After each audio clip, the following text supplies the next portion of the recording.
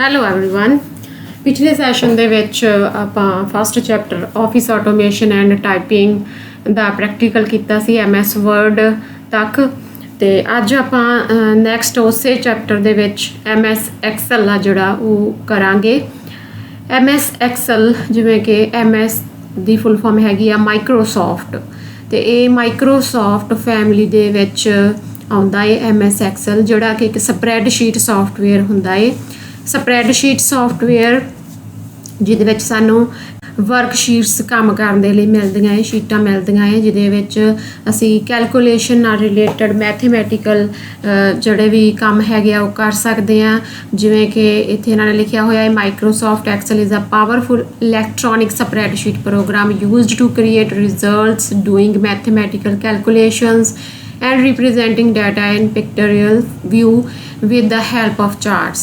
We can use it to automate accounting work, organize data, and perform a wide variety of tasks.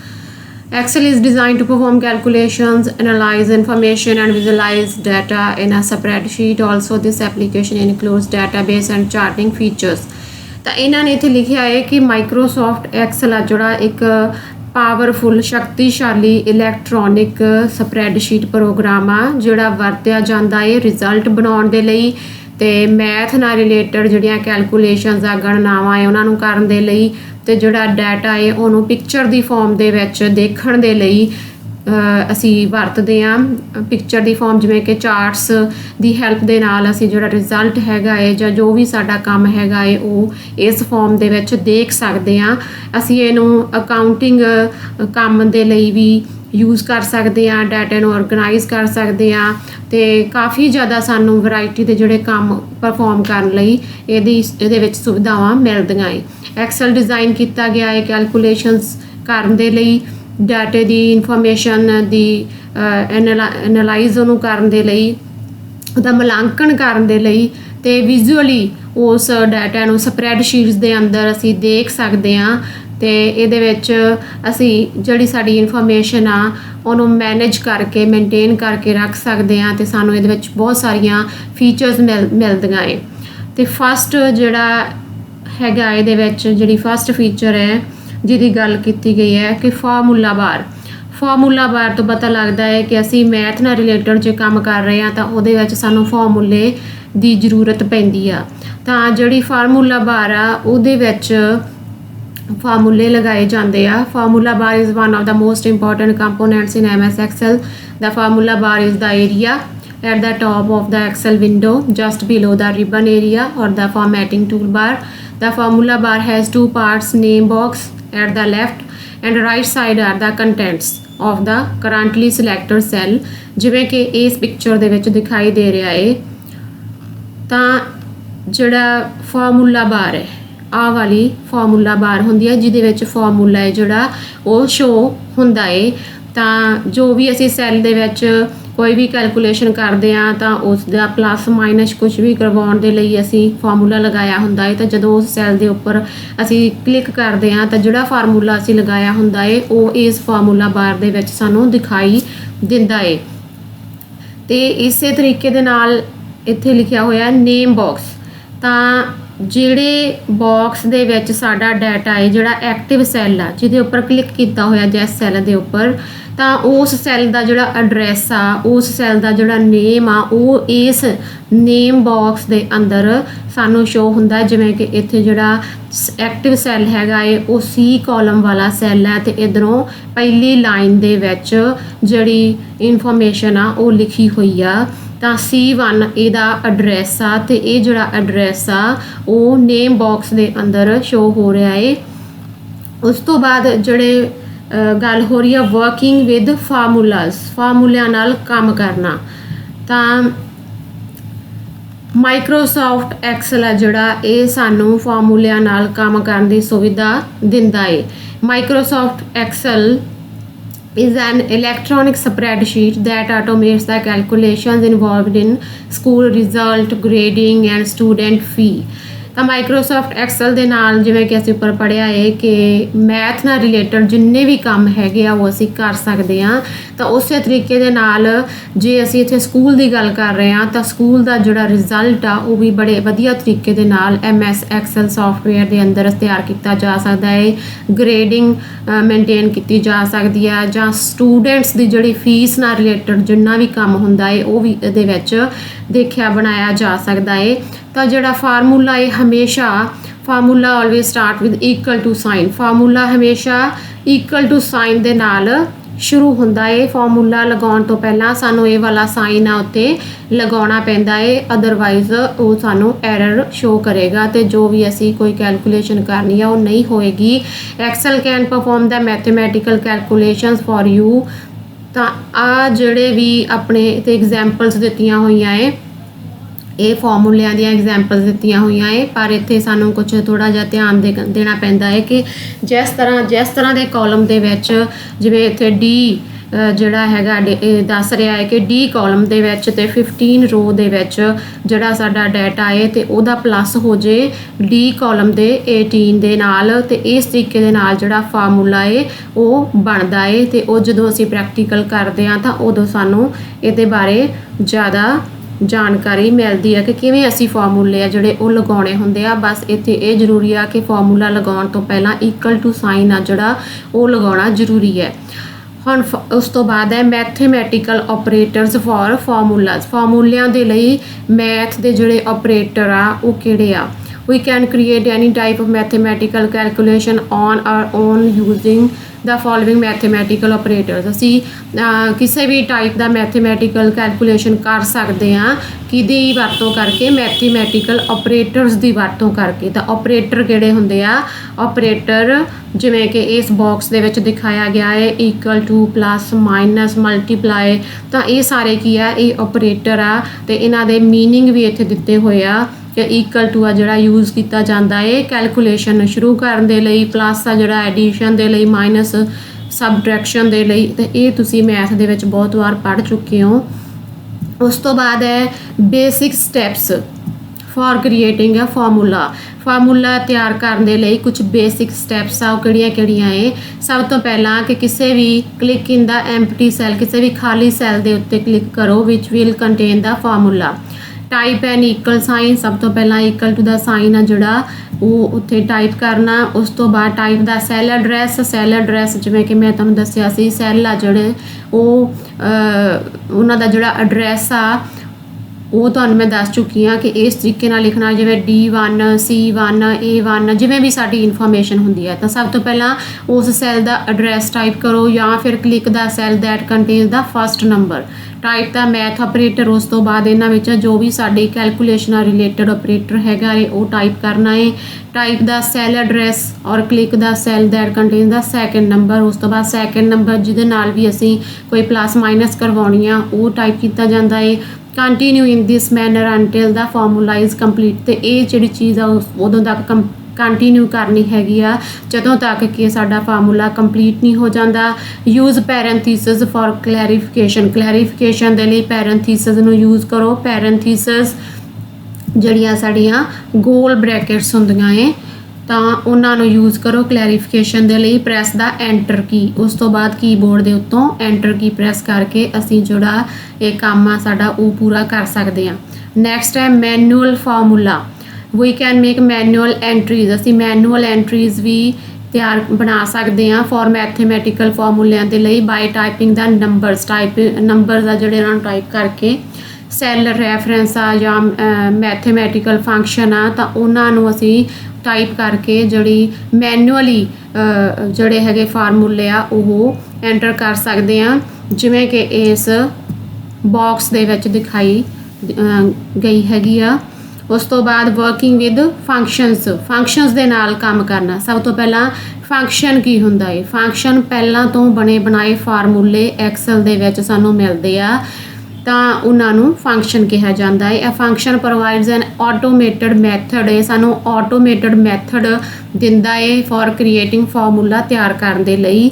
ਆ function is a predefined ਪਹਿਲਾਂ ਤੋਂ ਪਰਿਭਾਸ਼ਿਤ ਫਾਰਮੂਲੇ ਹੁੰਦੇ ਆ that performs calculations ਨੂੰ perform ਕਰਦੇ ਆ ਕੁਝ ਸਪੈਸੀਫਿਕ ਵੈਲਿਊਜ਼ ਨੂੰ ਯੂਜ਼ ਕਰਕੇ। Excel includes many common functions, ਬਹੁਤ ਤਰ੍ਹਾਂ ਦੇ ਆਮ ਫੰਕਸ਼ਨ ਪਾਏ ਜਾਂਦੇ ਆ that can be used to quickly find the sum, ਜਿਹੜੇ ਕਿ ਕੁਇਕਲੀ ਅਸੀਂ ਕੋਈ ਫਾਈਂਡ ਕਰਨਾ ਹੁੰਦਾ, ਸਮ ਐਵਰੇਜ ਕੱਢਣੀ ਹੁੰਦੀ ਆ, ਕਾਊਂਟ ਕਰਨਾ ਹੁੰਦਾ, ਮੈਕਸਿਮਮ ਵੈਲਿਊ ਜਾਂ ਮਿਨੀਮਮ ਵੈਲਿਊ ਜਿਹੜੀ ਹੈਗੀ ਆ ਉਹ ਫਾਈਂਡ ਕਰਨੀ ਹੁੰਦੀ ਆ, ਤਾਂ ਉਦੋਂ ਅਸੀਂ ਇਹ ਜਿਹੜੇ ਫੰਕਸ਼ਨ ਆ ਉਹ ਵਰਤਦੇ ਆ। ਉਸ ਤੋਂ ਬਾਅਦ ਆਟੋ ਸਮ ਜਿਵੇਂ ਕਿ ਆਹ ਵਾਲਾ ਸਿੰਬਲ ਆ ਤੁਹਾਡੇ ਸਾਹਮਣੇ ਸ਼ੋ ਹੋ ਰਿਹਾ ਹੈ, ਇਹਨੂੰ ਆਟੋ ਸਮ ਕਿਹਾ ਜਾਂਦਾ ਹੈ।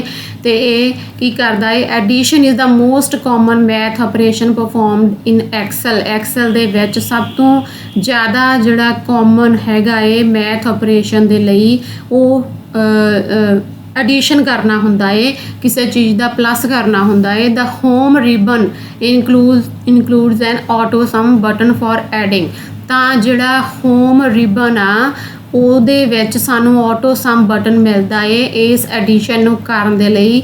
ਦਿਸ ਬਟਨ ਪ੍ਰੋਵਾਈਡਸ ਅ ਸ਼ਾਰਟਕਟ ਵੇ, ਇਹ ਸਾਨੂੰ ਇੱਕ ਸ਼ਾਰਟਕਟ ਤਰੀਕਾ ਦਿੰਦਾ ਹੈ ਜਿਹਦੇ ਨਾਲ ਅਸੀਂ ਜਿਹੜਾ ਹੈਗਾ ਹੈ ਟੋਟਲ ਕਰ ਸਕਦੇ ਹਾਂ ਬੜੇ ਹੀ ਸੌਖੇ ਤਰੀਕੇ ਦੇ ਨਾਲ, ਬੜੇ ਹੀ ਕੁਇਕਲੀ ਵੇ ਦੇ ਨਾਲ। ਉਸ ਤੋਂ ਬਾਅਦ ਕੁਝ ਕਾਮਨਲੀ ਯੂਜ਼ ਕੀਤੇ ਜਾਣ ਵਾਲੇ ਫੰਕਸ਼ਨਸ ਦੀ ਗੱਲ ਕੀਤੀ ਗਈ ਹੈ। ਤਾਂ ਸਭ ਤੋਂ ਪਹਿਲਾਂ ਸਮ ਕੀ ਆ, the Excel sum function returns the sum of values supplied, ਤਾਂ ਜਿਹੜਾ ਸਮ ਫੰਕਸ਼ਨ ਆ ਉਹ ਰਿਟਰਨ ਕਰਦਾ ਹੈ ਵੈਲਿਊਜ਼ ਦਾ ਟੋਟਲ ਕਰਨਾ, ਵੈਲਿਊਜ਼ ਜਿਹੜੀਆਂ ਆਪਾਂ ਦਿੱਤੀਆਂ ਹੋਈਆਂ ਉਹਨਾਂ ਦਾ ਸਮ ਕਰਕੇ ਦਿੰਦਾ ਹੈ ਸਾਨੂੰ। The sum function adds values, ਇਹ ਵੈਲਿਊਜ਼ ਨੂੰ ਐਡ ਕਰ ਦਿੰਦਾ ਹੈ।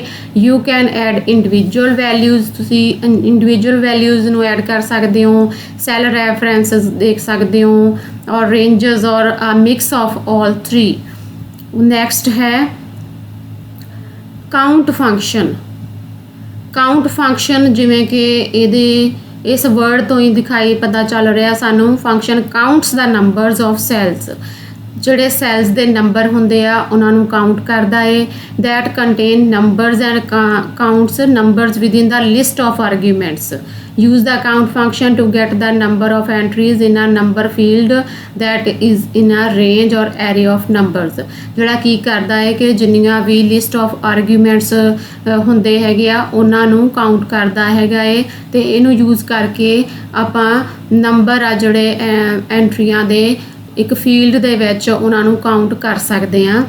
ਨੈਕਸਟ ਹੈ ਮੈਕਸ ਫੰਕਸ਼ਨ ਆ ਜਿਹੜਾ ਮੈਕਸ ਫੰਕਸ਼ਨ ਰਿਟਰਨ ਦਾ ਲਾਰਜੈਸਟ ਨਿਊਮੈਰਿਕ ਵੈਲਿਊ ਇਨ ਅ ਰੇਂਜ, ਇੱਕ ਰੇਂਜ ਦੇ ਵਿੱਚ ਸਭ ਤੋਂ ਵੱਡੀ ਨਿਊਮੈਰਿਕ ਵੈਲਿਊ ਨੂੰ ਵਾਪਸ ਕਰਦਾ ਇਹ ਵੈਲਿਊਜ਼ ਦੇ ਵਿੱਚੋਂ।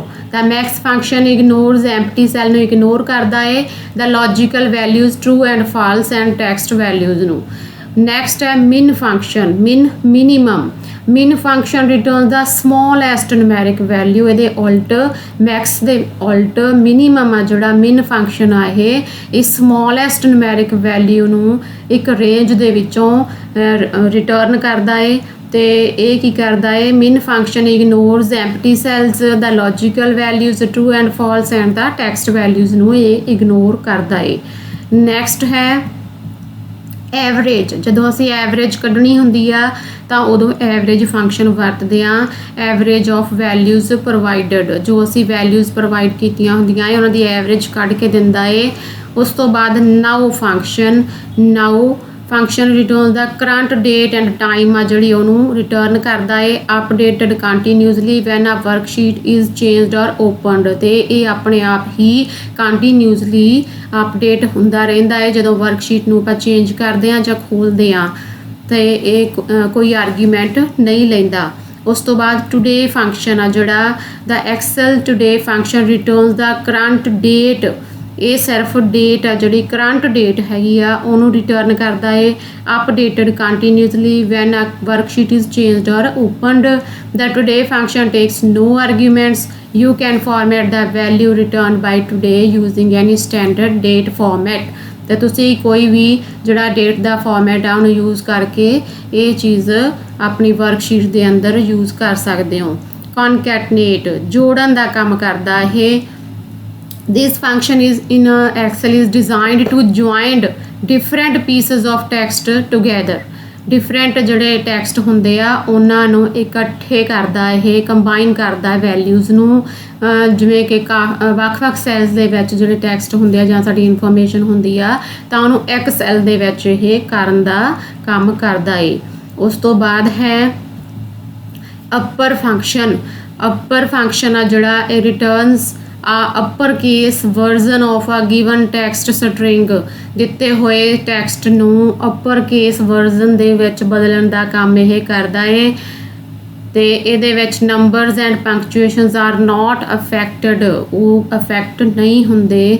ਉਸ ਤੋਂ ਬਾਅਦ proper function, the Excel proper function capitalizes the first letter of each word. ਹਰ ਇੱਕ ਵਰਡ ਦੇ ਫਸਟ ਲੈਟਰ ਨੂੰ ਕੈਪੀਟਲ ਫਾਰਮ ਦੇ ਵਿੱਚ ਕਰਦਾ ਇਹ।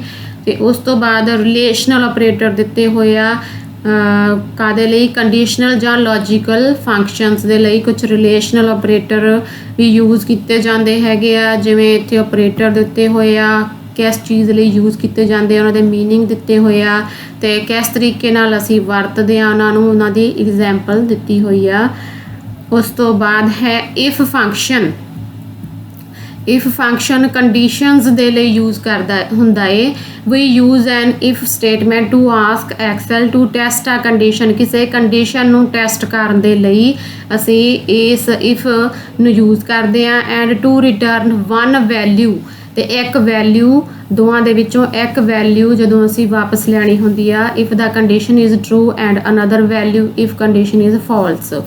ਫੋਰ ਐਗਜ਼ਾਮਪਲ ਜਿਵੇਂ ਇੱਥੇ ਦਿੱਤਾ ਹੋਇਆ ਏ if A1 greater than equal to 33, ਤਾਂ ਦੋ ਕੰਡੀਸ਼ਨ ਆਏ, ਜਾਂ ਤਾਂ ਉਹ ਪਾਸ ਆ ਜਾਂ ਫੇਲ ਹੈ। This function will show pass if the value of cell A1 is greater than or equal to, ਜੇ ਉੱਥੇ ਮਾਰਕਸ ਦਿੱਤੇ ਹੋਏ ਆ ਜਿਵੇਂ ਅਸੀਂ 33 ਮਾਰਕਸ ਵਾਲਾ ਜੇ ਪਾਸ ਮੰਨਦੇ ਹਾਂ ਤੇ ਜੇ ਕਿਸੇ ਸਟੂਡੈਂਟ ਦੇ 33 ਤੋਂ ਘੱਟ ਹੈਗੇ ਆ ਤਾਂ ਉਹ ਫੇਲ ਦੇ ਵਿੱਚ ਸ਼ੋ ਹੋ ਜਾਊਗਾ, ਤੇ ਜਿਹਦੇ ਜ਼ਿਆਦਾ ਹੋਣਗੇ ਉਹ ਪਾਸ ਦੇ ਵਿੱਚ ਸ਼ੋ ਹੋ ਜਾਊਗਾ। ਉਸ ਤੋਂ ਬਾਅਦ sum if function is the function used to sum the values according to a single criteria. ਤਾਂ ਸਮ ਇਫ ਇੱਕ ਅਜਿਹਾ ਫੰਕਸ਼ਨ ਆ ਜਿਹੜਾ ਯੂਜ਼ ਕੀਤਾ ਜਾਂਦਾ ਵੈਲਿਊਜ਼ ਦਾ ਸਮ ਕਰਨ ਦੇ ਲਈ ਅਕੋਰਡਿੰਗ ਟੂ ਕਿਹਦੇ ਅਨੁਸਾਰ, ਇੱਕ ਸਿੰਗਲ ਦਿੱਤੇ ਹੋਏ ਕ੍ਰਾਈਟੇਰੀਏ ਦੇ according. Using this function we can find the sum of numbers ਆ ਜਿਹੜੇ ਉਹਨਾਂ ਨੂੰ ਫਾਈਂਡ ਕਰਦੇ ਆ that meet certain criteria within a range. ਇੱਕ ਦਿੱਤੀ ਹੋਈ ਰੇਂਜ ਦੇ ਵਿੱਚ ਜਿਹੜਾ ਵੀ ਸਾਨੂੰ ਕ੍ਰਾਈਟੇਰੀਆ ਮਿਲਿਆ ਹੁੰਦਾ ਹੈ ਉਹਦੇ ਅਕੋਰਡਿੰਗ ਇਹਨੂੰ ਯੂਜ਼ ਕਰਕੇ ਅਸੀਂ ਜੋ ਚੀਜ਼ ਕਰਨਾ ਚਾਹੁੰਦੇ ਹਾਂ ਕਰ ਸਕਦੇ ਹਾਂ। Count if function is another powerful and useful condition function that can be used in Excel. This function is used to count cells. ਇਹ cells ਨੂੰ count ਕਰਨ ਲਈ use ਕੀਤਾ ਜਾਂਦਾ ਹੈ that meet certain criteria. Count if can be used to count cells with dates. dates ਦੇ ਨਾਲ, ਨੰਬਰਾਂ ਦੇ ਨਾਲ, ਟੈਕਸਟ ਦੇ ਨਾਲ, ਸਾਰੇ ਹਰ ਇੱਕ ਚੀਜ਼ ਦੇ ਨਾਲ ਇਹ ਸਾਨੂੰ ਸੈੱਲਾਂ ਨੂੰ ਕਾਊਂਟ ਕਰਕੇ ਦੱਸਦਾ ਹੈ। ਉਸ ਤੋਂ ਬਾਅਦ ਵਾਲੀ ਜਿਹੜੀ ਹੈਗੀ ਆ ਉਹ ਨੈਕਸਟ ਸੈਸ਼ਨ ਦੇ ਵਿੱਚ ਕਰਾਂਗੇ। ਅੱਜ ਦੇ ਲਈ ਇੰਨਾ ਕਾਫੀ ਹੈ। ਉਮੀਦ ਹੈ ਕਿ ਤੁਹਾਨੂੰ ਸਮਝ ਲੱਗ ਗਈ ਹੋਏਗੀ। Thank you.